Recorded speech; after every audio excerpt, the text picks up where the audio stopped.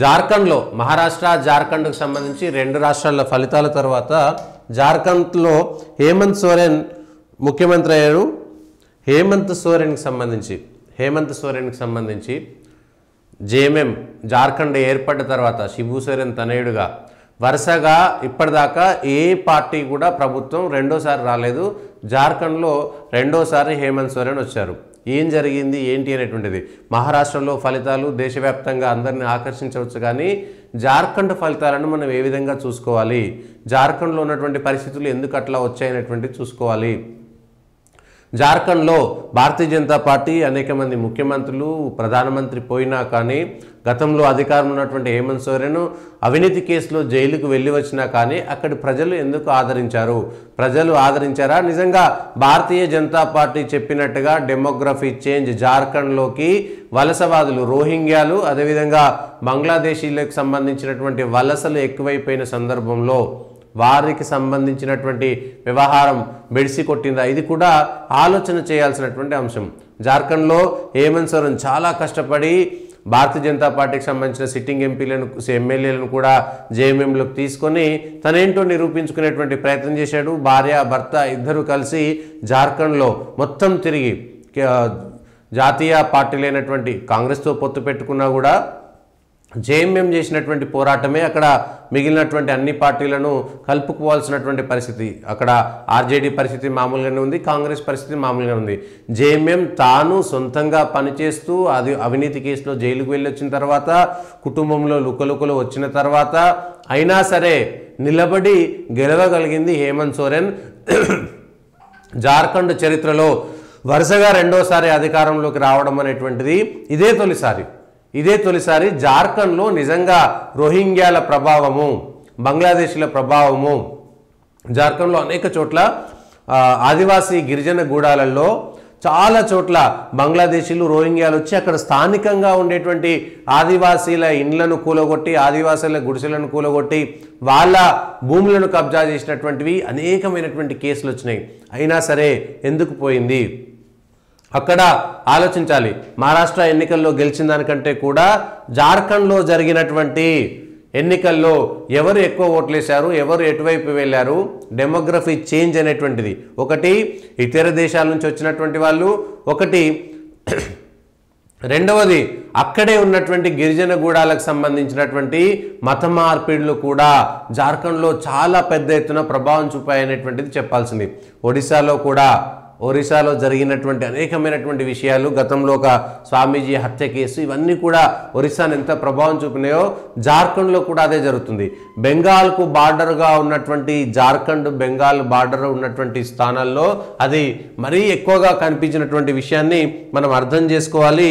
అది కేవలం జార్ఖండ్కు సంబంధించింది కాదు, ఇది బెంగాల్ నుంచి వచ్చి వలస వచ్చి ఇటు బంగ్లాదేశ్ నుంచి బెంగాల్ నుంచి వరుసగా వచ్చినటువంటి వాళ్ళకు సంబంధించి ఆ ఏరియాల్లో ఎక్కువగా జేఎంఎం గెలవడం అనేటువంటి దాన్ని మనం ఒకసారి ఆలోచన చేయాల్సినటువంటి అవసరం కూడా ఉంది జార్ఖండ్కు సంబంధించినటువంటి ఎన్నికల ఫలితాలలో. సో దేశంలో ఇది భవిష్యత్తు, ఇవాళ మణిపూర్లో మంటలు రేగుతున్నాయంటే కూడా కారణం అదే. ఈశాన్య రాష్ట్రాల్లో అనేక చోట్ల ఈ గొడవలు రావడానికి కూడా కారణం అదే. జార్ఖండ్లో కూడా అదే విషయాన్ని గమనించాల్సినటువంటి అవసరం ఉంది. ఓటు బ్యాంకు రాజకీయాల వల్ల రాష్ట్రాలు ఇబ్బంది, భవిష్యత్తులో అత్యంత దారుణమైనటువంటి పరిస్థితులు ఎదుర్కొనేటువంటి అవకాశం ఉంది అనేటువంటి విషయాన్ని ఒక్కసారి గ్రహించాల్సినటువంటి అవసరం కూడా ఇవాళ దేశ ప్రజలకందరికీ ఉంది. మీరు ఎక్కడైనా సరే జార్ఖండ్లో మీరు చూసుకోండి, బంగ్లాదేశ్ అదేవిధంగా బెంగాల్కు సంబంధించినటువంటి బార్డర్ ఉన్నటువంటి ఏరియాలలో, రోహింగ్యాలు ఎక్కువగా ఉన్నటువంటి ఏరియాలలో అత్యధిక శాతం ఒకళ్ళు ఇద్దరు రాలేదు, లక్షలాది సంఖ్యలో వచ్చారు. ఒక్కరు ఇద్దరు రాలేదు, లక్షలాది సంఖ్యలో వచ్చారు. దీంట్లో కేంద్ర ప్రభుత్వం తప్ప రాష్ట్ర ప్రభుత్వం తప్ప అనేది పక్కన పెడితే ఇది చాలా పెద్ద ఎత్తున ప్రచారం జరిగింది. ఆదివాసీ గూడాలలో అత్యధిక శాతం ఇప్పుడు మత మార్పిడి జరిగిపోతున్నది. అది కూడా ఒకసారి ఆలోచన చేయాల్సినటువంటి అంశము.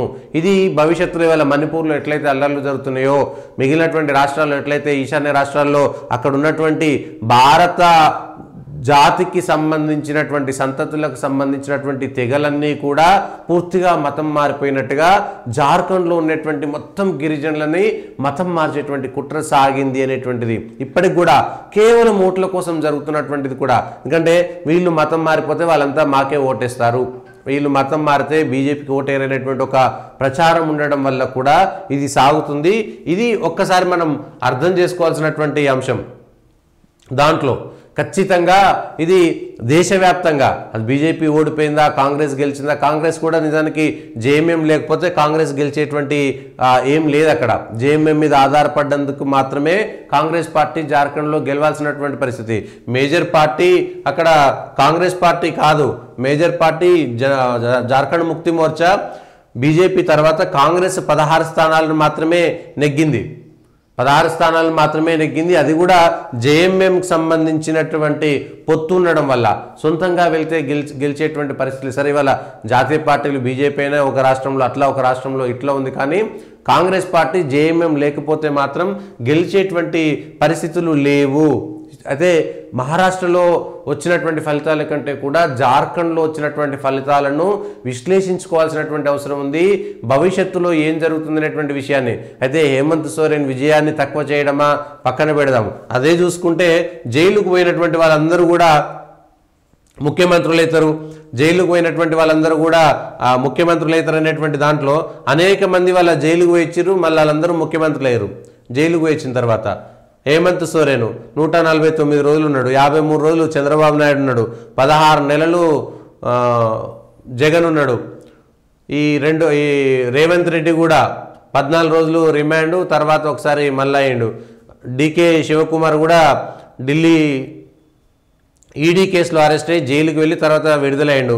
ఒమర్ అబ్దుల్లా అయితే ఈ కేసులన్నీ ఏదో దేశం కోసం పోరాటం చేసినటువంటి దేశ స్వాతంత్రోద్యమంలో పోయినటువంటి వాళ్ళు కూడా కాదు, అవినీతి కేసులో జైలు పోయినటువంటి వాళ్ళు బయటకు వచ్చి ముఖ్యమంత్రులు అయ్యారంటే ఇంకా అంతకంటే చెప్పేది ఏం లేదు.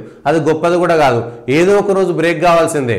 జైలుకు వెళ్ళి బయటికి రావాలి, జైలుకు వెళ్ళి బయటకు వచ్చిన తర్వాత ముఖ్యమంత్రులు కావాలి, లేకపోతే ఆ పార్టీ అధికారంలోకి రావాలంటే ప్రతి ఒక్కరు ఏదో కారణం చేత జైలుకు వెళ్ళాల్సి వస్తుంది. మరి ఇంకా అనేక మంది జైలుకు పోయి వాళ్ళందరూ రాలేదు కదా, వాళ్ళందరూ కాలేదు కదా. జైల్లో అనేక మంది దొంగలు ఉంటారు, అనేక మంది దోపిడీదారులు ఉంటారు. వాళ్ళందరూ బయటకు వచ్చి ఎమ్మెల్యేలు ఎంపీలు కావాలంటే ఇక మొత్తం జైలుకు పోయినటువంటి వాళ్ళు మాత్రమే రాజకీయాలు నడపాల్సినటువంటి పరిస్థితి, ప్రభుత్వాలను నడపాల్సినటువంటి పరిస్థితి వస్తుంది. కాబట్టి ఇది సెంటిమెంట్గా మారితే మాత్రం చాలా పెద్ద ఎత్తున ఇబ్బంది పడేటువంటి అవకాశం ఉంటుంది. దేశం మొత్తం మీద కూడా జైలుకు పోయినటువంటి వాళ్ళే గెలుస్తారు, జైలు పోయినటువంటి వాళ్ళదే అన్యాయం అనేటువంటిది, అక్రమం అనేటువంటిది అన్ని చోట్ల అది జరగకపోవచ్చు. అన్ని టెర్రరిస్ట్గా ముద్రపడ్డటువంటి వ్యక్తి పంజాబ్లో ఇవాళ జైల్లో ఉండి ఎంపీ గెలిచిండు. జమ్మూ కాశ్మీర్లో కూడా ఆయన ఎంపీగా గెలిచిండు జైలు పోయి. ఏది ఉగ్రవాదులకు డబ్బులు ఇచ్చేటువంటి వ్యక్తి ఆయన కూడా జైల్లో ఉన్నాడు, ఆయన కూడా గెలిచిండు. ఇప్పుడు వాళ్ళని కూడా సమర్థిస్తామా? జైలు పోయినటువంటి వాళ్ళందరూ కూడా మంచి వాళ్ళు, లేకపోతే జైలు పోయినటువంటి వాళ్ళు స్వాతంత్రోద్యమం కోసం వెళ్ళారు అనేటువంటి విషయమా? ఏదైనా రైతుల కోసం ధర్నా చేస్తేనో దానికోసమో జైల్లోకి వెళ్ళినటువంటి వాళ్ళు అనేక మంది ఉన్నారు. మరి అది కాదు కదా.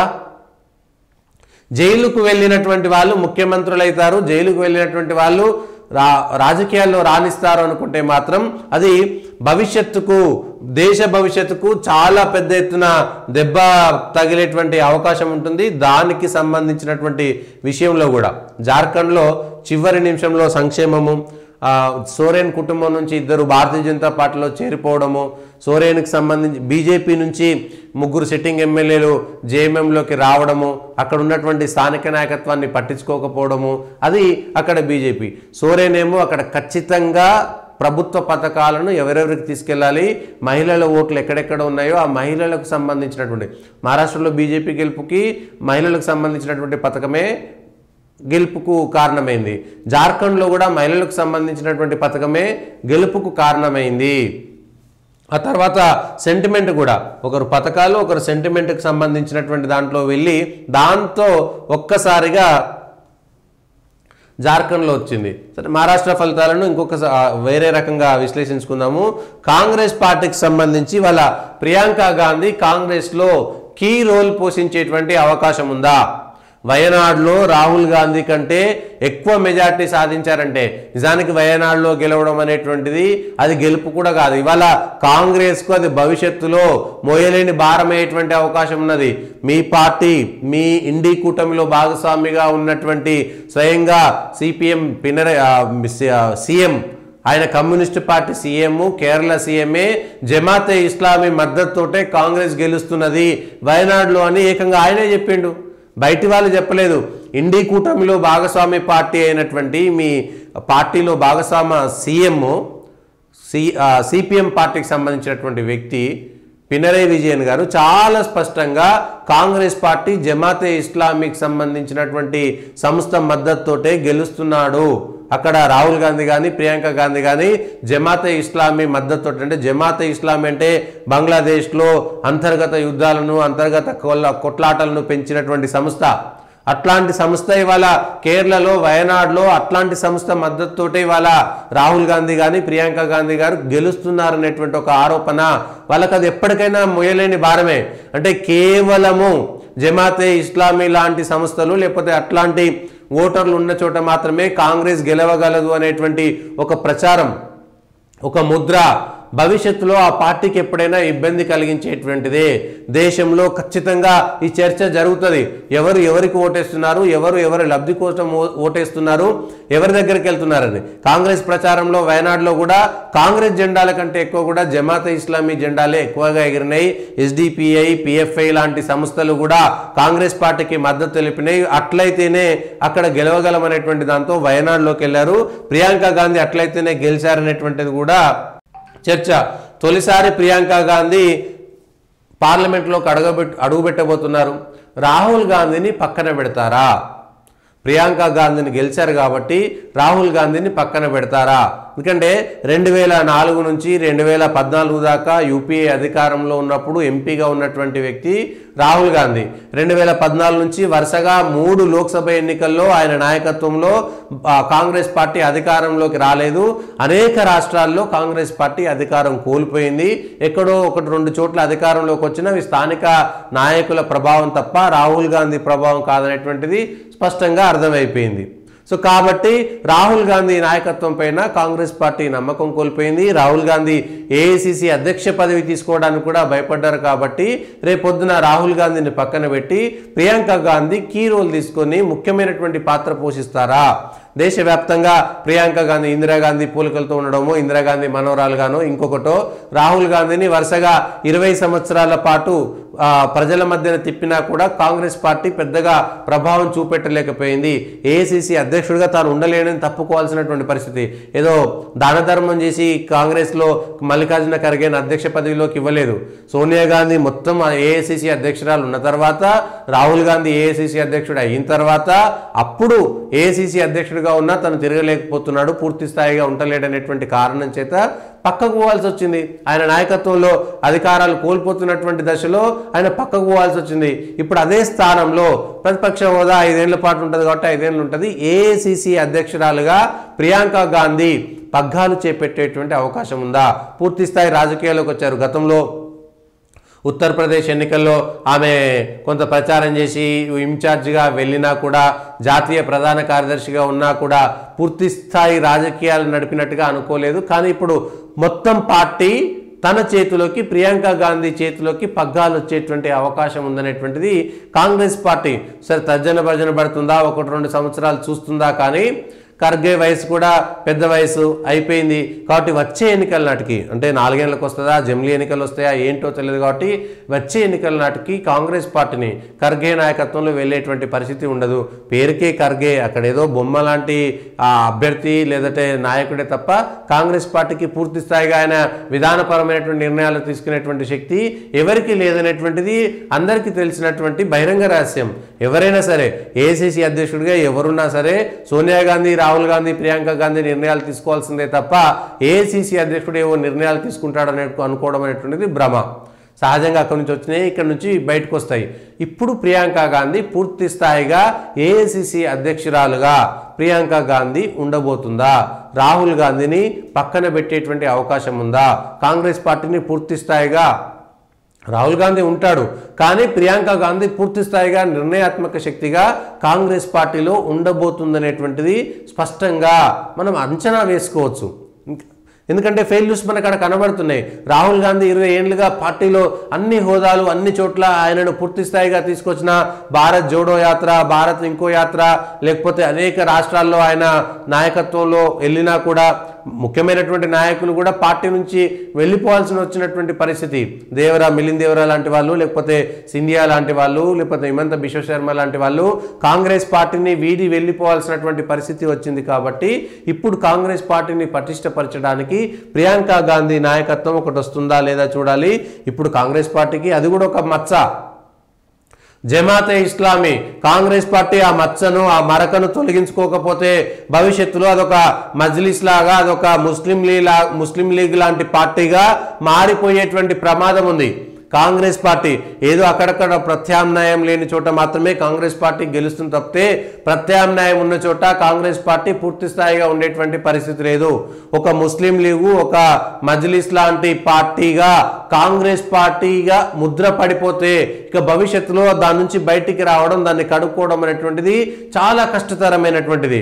మజ్లిస్ ఉన్న చోట లేకపోతే ముస్లిం లీగ్ ఉన్న చోట వాళ్ళు ఉంటారు, లేని చోట వాళ్లకు ప్రతినిధిగా కాంగ్రెస్ పార్టీ ఉండబోతుంది అనేటువంటి ఒక మెసేజ్ ప్రజల్లోకి వెళితే, ఆ తేడా లేదనేటువంటి ఒక ప్రచారం ప్రజల్లోకి వెళితే, ఎందుకంటే వయనాడులో చాలా తీవ్రం, ఇవాళ అది కొద్దిగా వచ్చింది. పినరై విజయన్ సాధారణంగా అక్కడ కేరళకు చెప్పిండు, అదే మాట దేశవ్యాప్తంగా చర్చ జరిగితే ఇవాళ తృణమూల్ కాంగ్రెస్ పరిస్థితి కూడా అదే ఉంది.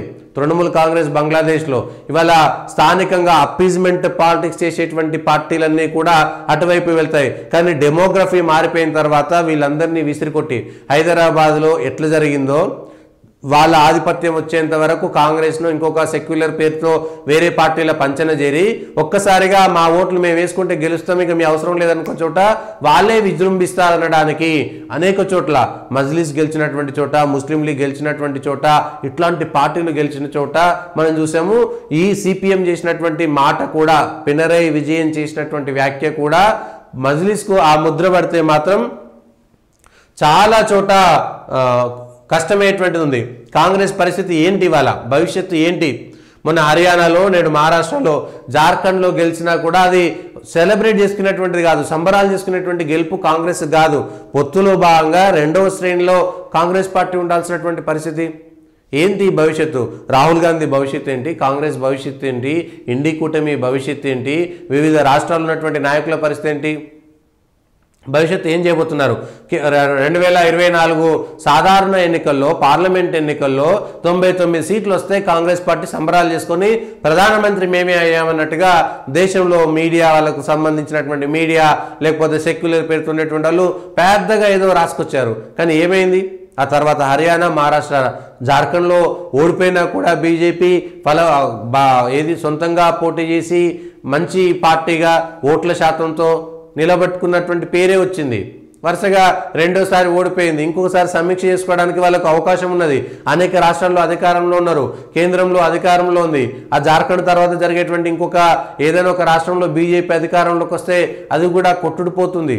కానీ కాంగ్రెస్కు భవిష్యత్తు ఏంటి? ఇండి కూటమికి భవిష్యత్తు ఏంటి? నితీష్ కుమార్ వెళ్ళిపోయాడు, అంతకుముందు చంద్రబాబు నాయుడు ఉంటాడు అనుకుంటే చంద్రబాబు నాయుడు వెళ్ళిపోయాడు, ఇండి కూటమి వెళ్తారేమో అనుకుంటే ఆ తర్వాత మిగిలిన కూటమిలో ఉండేటువంటి లెఫ్ట్ పార్టీలు కూడా కేరళలోనేమో మద్దతు ఇవ్వవు, మిగిలిన చోట మద్దతు ఇస్తాయి. సమాజ్వాదీ పార్టీ అయితే ఏచల్ మీకు అక్కరే లేదు, మేము ఒక్క సీటు కూడా ఇవ్వమని. ఇదే ఉత్తరప్రదేశ్ ఉప ఎన్నికల్లో కాంగ్రెస్ పార్టీ ఒక్క స్థానం కూడా పోటీ చేయలేనటువంటి పరిస్థితి. తృణమూల్ కాంగ్రెస్ ఒక్క స్థానం కూడా ఇవ్వలేదు. ఇండి కూటమిలో భాగంగా ఉప ఎన్నికలు వస్తే 6 స్థానాల్లో తృణమూల్ కాంగ్రెసే పోటీ చేసింది.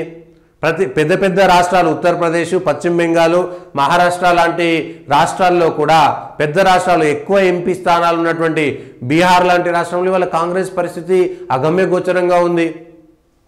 80 స్థానాలు, 48 స్థానాలు, 40 స్థానాలకు పైగా ఉన్నటువంటి బీహారు, బెంగాలు, మహారాష్ట్ర, ఉత్తరప్రదేశ్ లాంటి పెద్ద రాష్ట్రాలలో కాంగ్రెస్ పార్టీ పరిస్థితి ఏంటి?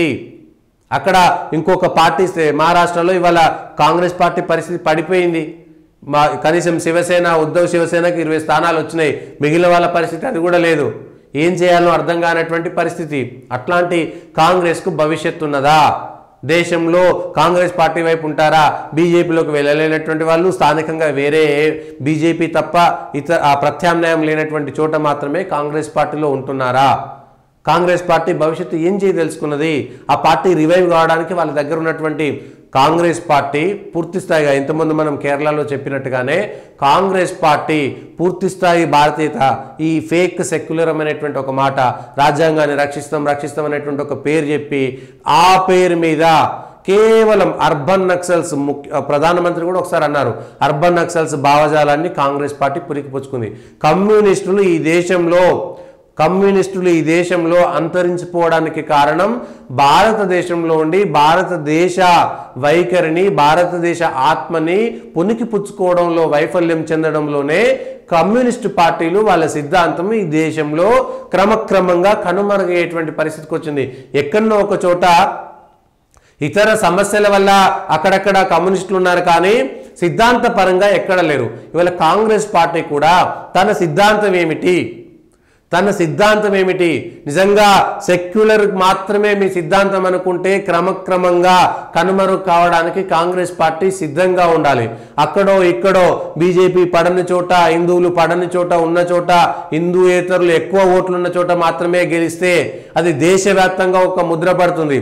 కేవలం మైనార్టీలు ఉన్న చోట మాత్రమే కాంగ్రెస్ పార్టీ సెటిల్ కావాల్సి వస్తుంది. తన సిద్ధాంతాన్ని కాంగ్రెస్ పార్టీ చుట్టూ ఉన్నటువంటి ఆ గోడ ఏదైతే ఉందో, విదేశీ సిద్ధాంతాలు, శామ్ పిట్రోడా లాంటి వాళ్ళ యొక్క ఆ సిద్ధాంతాలు, లేకపోతే అర్బన్ నక్సల్స్ నుంచి వచ్చి ఆ పాత వాసనలు పోగొట్టుకోలేక కాంగ్రెస్కు సలహాలు సూచనలు ఇస్తున్నటువంటి వాళ్ళు పూర్తి స్థాయిగా కాంగ్రెస్ హిందువులకు దూరం అయ్యేటువంటి పరిస్థితి కనబడుతున్నది. ఈ విషయాన్ని కాంగ్రెస్ పార్టీ గనక చూసుకోకపోతే, కూటమిలో అత్యంత పెద్ద పార్టీ అయిన కాంగ్రెస్ 102 సీట్లు తీసుకొని 90% సీట్లలో పరాజయం పాలైంది. 90% సీట్లలో పరాజయం పాలైంది. జార్ఖండ్ను చూసుకుని జార్ఖండ్లో గెలిచినాం అనుకుంటే సంబరాలు పడితే అది కాంగ్రెస్ పార్టీకే మైనస్ అయ్యేటువంటి అవకాశం మాత్రం ఉన్నది.